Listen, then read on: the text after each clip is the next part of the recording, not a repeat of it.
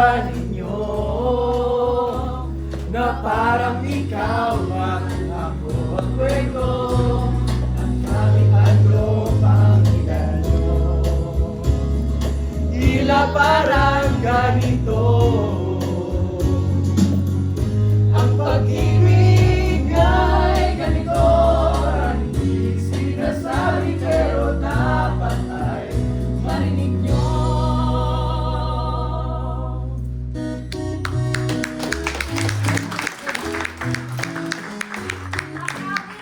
Mga sinasaisip, sinasabi, at sinasapuso ay para sa inyo.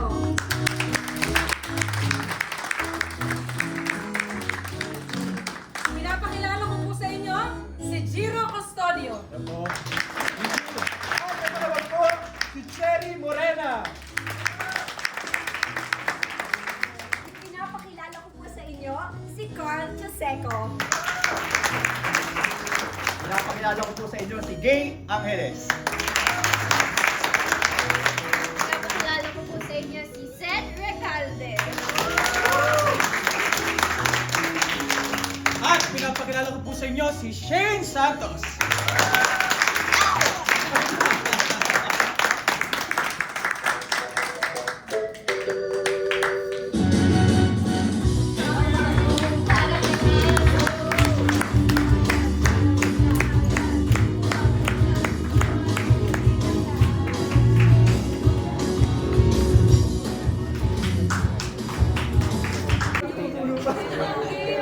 Yung naging training ground ko way back Buenos Aires. Kay Kuya Germs. Sa Walang Tulugan? And this time, kakaiba kasi musical po siya, and I'm so thankful to Direct Nigel de Mesa sa pagtitiwala po sa akin. May plano ba ito sa ibang lugar na stage? Wala. Yes po, ang plano po ni Derek originally ay dalhin to sa Japan, sa Korea at sa Taiwan. But then gusto niya muna i-try dito sa Pilipinas, so baka ikutin po namin yung provinces ng Philippines. So okay naman experience ninyo? Yes, Yes, sobrang sobrang- happy, overwhelmed, and ano ba? Sobrang masaya kasi as a performer, yung magagawa mo lahat, nakanta ka, acting ka, tapos gagalaw ka din. Di ba? Oo, Dati, grabe. pagka ginagawa mo lang sa camera, parang limitado yung galaw. But this time, na talaga na-express mo yung sarili mo as a Malaki yung performer at bilang isang tatangkal. Pero in fairness, ang ganda ng boses nyo, no? Salamat po. Nag-workshop, may ano ba kayo? Nag-aaral talaga kayo ng voice lessons, mga ganyan? May mga background ba kayo? Ako po, singer po ako, choir singer po ako. So, yun lang po yung background ko talaga. Yeah. Si Jiro. Ako din po, choir singer. choir singer. Siguro nakapag-try ng isang singing lesson sa Star Magic before, pero hindi na siya nasundan. Pero yun din, sa choir lang Choir. talaga si Snow. Nag-star magic ka rin? Star Magic workshop po. Okay. Hindi ka na... Actually, ang challenge namin dito ay ginagawa na namin si Saptex noon pa bago dumating si Jiro. So parang almost 5 months na po kami nagre-rehearse. Siya naman bigla siyang dumating, 2 weeks time na lang. So to work the connection, the chemistry, sa aming dalawa, yun yung pinaka-challenge namin kasi ang hirap gawin ng Saptex 1 na hindi namin kilala yung isa't isa. Pagpasok ko dito, una, gusto lang ako mag-meet ni Direk ulit, reconnect, kasi naging teacher ko din po si Direk way back 2018 sa Pagcor, as a Pagcor artist po sa entertainment era po noon. Si Direk po ay naging teacher ko, so naging protege po din niya ako. At hindi na lang po ulit kami nagkatrabaho. Yung challenge po sa akin doon, yung tiwala na binigay ni Direk na huwag ko sayangin, na kahit limitado na yung oras, pero kailangan pa rin natin mabigyan ng justisya. Yung tiwala binigay sa akin. At makapagbigay ng magandang performances po sa mga bata. Kasi last minute ka na naging Yes po. Yes po. Paano yun? 5 months? Sino ka partner mo? Iba? At that time po, iba po yung partner ko. So, yung una po, yung Saptex 3 na nakita nyo, siya talaga yung original na partner ko. And then dahil nahirapan sila na gawin siyang cast ng 1 at 3, so magandang i-focus siya sa 3. So naghanap ng, nakadalawang partner siguro ako bago dumating si Jiro. Thank you so much, Jiro, for staying with me. Salamat din sa tiwala. Saka sa pagtsatsaga actually. Oo, grabe sinaga namin. Siguro mga ilang araw po kaming 3 AM na kami bumuwi para lang practicein namin yung mga lines. Pinakailangan araw-araw mag-practice Opo. para Makuha Parang namin. close na kayo. Oo. May na-develop ba? Friendship. Ah. Yung friendship mo namin na-develop. Thank you, good Thank Maraming you congrats. so salamat much po sa inyo. Thank you so Maraming much. salamat. Jiro, dagdag lang. Pang ilang musical mo na to?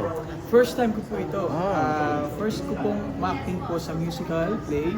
Though before, nag-play po ako, pero acting lang talaga siya. Noli Me Tangere, El Filobis mismo. So act lang po talaga siya. Walang kanta. Ngayon Wala may po. kanta na. Kaya ngayon kakaiba dahil first time, So mas challenging. challenging siya. Ikaw, Ako po, first time ko rin po itong ginawa. Usually po ang ginagawa ko lang, kumakanta lang ako sa mga events. sa... Sa mga events po. Oo. Yes po. Mga gigs, ganyan sa mga Pero singer ka talaga? Yes po. Ano ulit name mo? Sherry Moreno po. Share mo rin. Yes po. Thank you so much po. Salamat. Thank you so much. Jiro, ano lang, kamustahin lang kita kasi huli kita napanood sa Bidaman pa. Yes. Tapos may ginawa kang movie ata, Indie Yeah. Film sa Cinemalaya. Anong title nun? Anak Tikaran of Direk Maricel. So ito po ay nangyari ng 2018. So before po ako actually nagbidaman. And then after po naging bidaman po tayo ay contract artist under Net 25 sa Star Center, which is headed by Direk Eric Kinson. So sila po yung nag-manage po sa akin. So hanggang ngayon, sa Net 25 ka pa din. Yes po, sa Net 25 as Star Card. And meron po tayo doon regular show din po every Sunday. Plug ko na rin po. Sige, go. Ito po ay entitled Goodwill and we're on season 5 every Sunday 5 p.m. Our producer po is Miss Corina Sanchez Rojas and our president of Net 25 Officers, Cesar Balinas.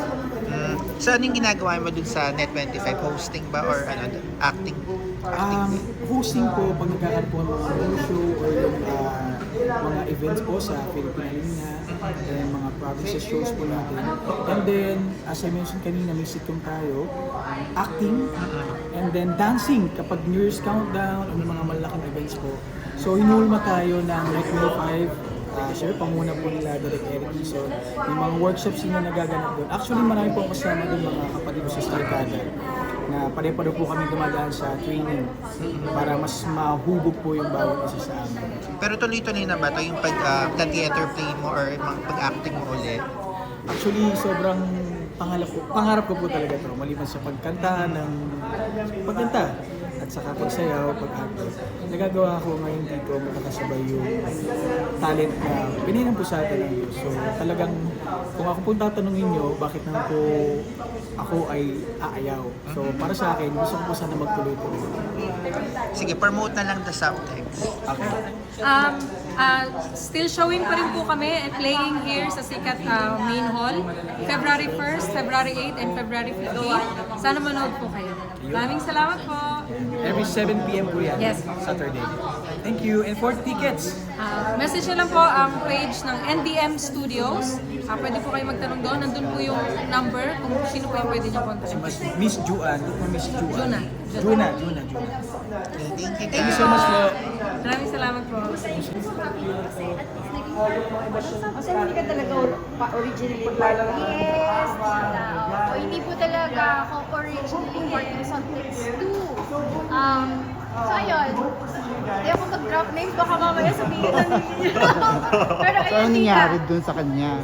May mga personal matters po talaga siya, Sir Ron. So parang sabi nila, okay, Shane, pasok! So, parang si Shane pumasok.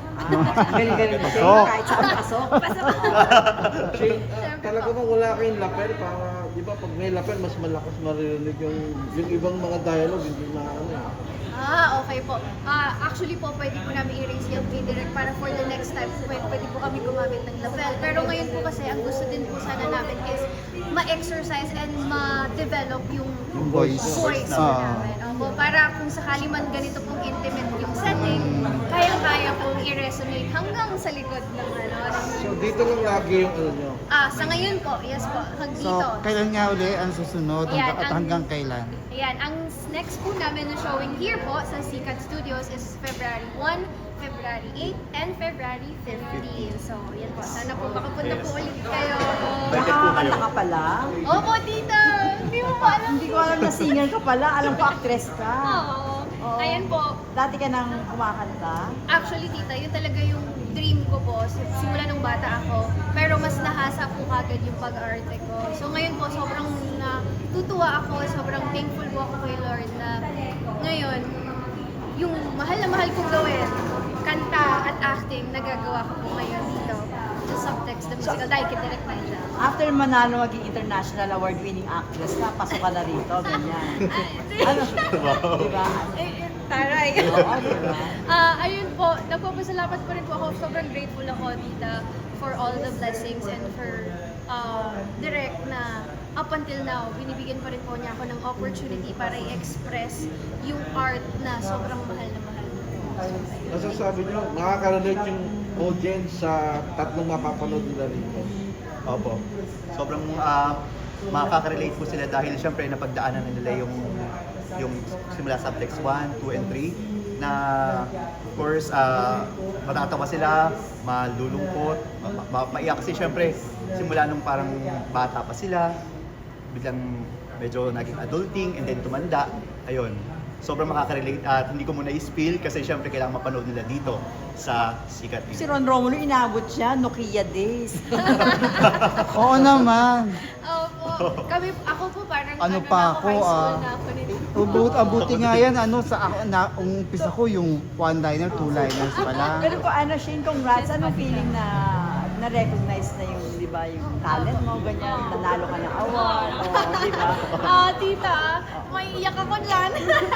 Actually po, sobrang thankful talaga ako, tita. Alam mo po yan, ever since nakatrabaho ko sa Direk Nigel, he's been giving me opportunity to grow and to be exposed in this industry. Sobrang thankful po ako and sobrang masaya ako and sana po mas marami pa akong matutunan and mas ma-develop po pa yung pag-acting ko po para mas ma-recognize pa po ang pelikulang Pilipino sa iba't ibang May bansa. chance ba mag-mainstream ka na rin? Magano po? Mainstream. yung Mainstream? not men. Sabihin sa ibang malalaki pang pelikula. 2 fingers crossed, tita. Sana po. And under din by Direk Nigel De Mesa and DM Studios, sana po magkaroon din po kami ng international and mga mainstream na projects. And sana po maabangan niyo din po yun kasi we will keep on going. Open ka sa sexy roles. Sexy roles, tita. Wait lang. Kasi ang sexy mo doon kanina eh. Hanggang ganito lang, tita, pwede ba? Meron lang bits and pieces lang na, na sexy. Sa ngayon, tita, as long as kaya pang maging demure and hindi, wala muna tayo pong mature na, super mature roles, okay lang ako.